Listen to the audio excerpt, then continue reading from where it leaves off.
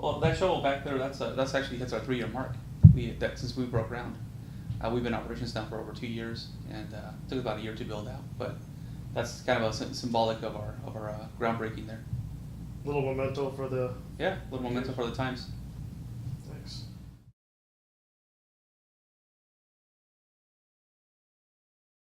So the first year was all about just gaining trust with the marketplace as a new player. Obviously, you have to have uptime. You have to have a compelling story. You have to run operations very cleanly to gain ground, especially with the larger enterprise customers. We've had a good slew of customer wins throughout that are on the higher enterprise side. That's been our go-to strategy there with colocation. About a year ago, we've also integrated more of a mass market infrastructure as a service play called secured servers product line into our portfolio. That has had success, significant success over the years. Now we're trying to bridge the gap between the two, between infrastructure as a service that is more mass market, smaller SMB, and large enterprise colocation, and then we call that hardware as a service. Along with that, we also have public cloud offerings that we've brought along about since November of last year, and that's also evolving.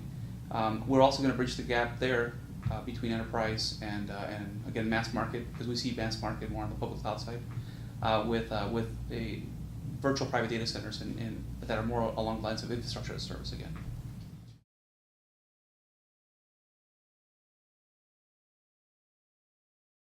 Well, we felt secured servers had a good brand recognition in the market as a hoster. We felt that it was a good compelling story for us as we migrated and moved more into public cloud services and the infrastructure play. It's a differentiator for us as a data center also, since we're not just a space and power player at that point. We're also providing more infrastructure. Today it is unmanned, but we do provide all the inventory, all the hands-on on the physical side. We felt that it was a good complementary service.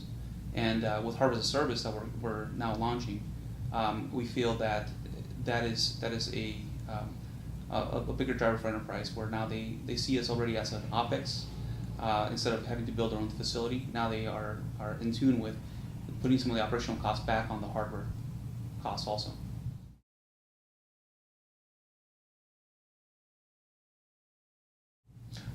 So both colocation and I would say the more traditional infrastructure as service plays, very mature markets. They have steady growth. We've seen a stronger customer base from Asia adopting those services, especially with where Phoenix is at from a location standpoint, where we have a lot of clients from Asia Pac trying to set up services in the States. We've seen a growth there across the board. We're also seeing a bigger move from customers in the SoCal region into the Phoenix market. We're also seeing enterprise that is moving from the East Coast into the Phoenix market as an option where they need a West Coast presence.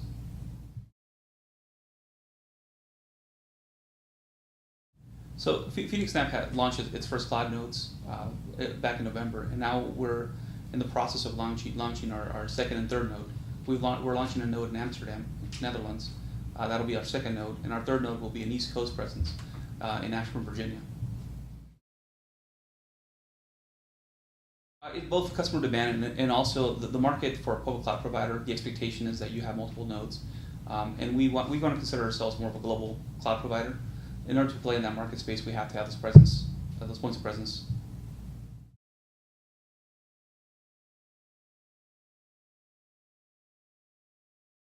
We see a stronger adoption to hardware as a service again, and we define that as putting our infrastructure as a service in your own colocation space, so that way you have more control over it.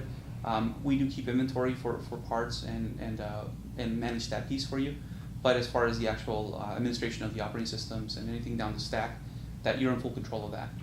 We see complementary products like that coming out for that bridge that gap between public cloud and hardware as a service, which would be virtual private data centers. We're going to start coming out with virtual private data center markets also, and that will have different flavors. And we're also going to come out with more of a managed infrastructure as far as storage. So we're going to come out with a storage platform in our environment. Yes. Well, that's the beauty of it. Part of what we're seeing in the market is an adoption towards tiering your applications or tiering and or tiering your data. Your more critical data that you need the most control over, that typically goes into your colocation field. Your lower tiered data or your more public facing data as an organization that you hold more on like what we call more of a tier 3 app or tier 4 app, that typically is very much in tune with public cloud.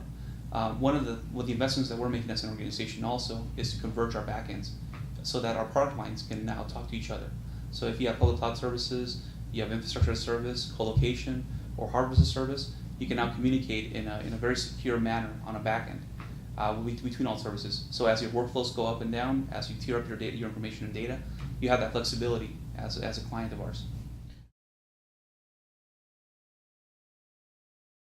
I think it is a newer venture, and I think that goes more into more of what's called software-defined networks, which is a newer emerging technology.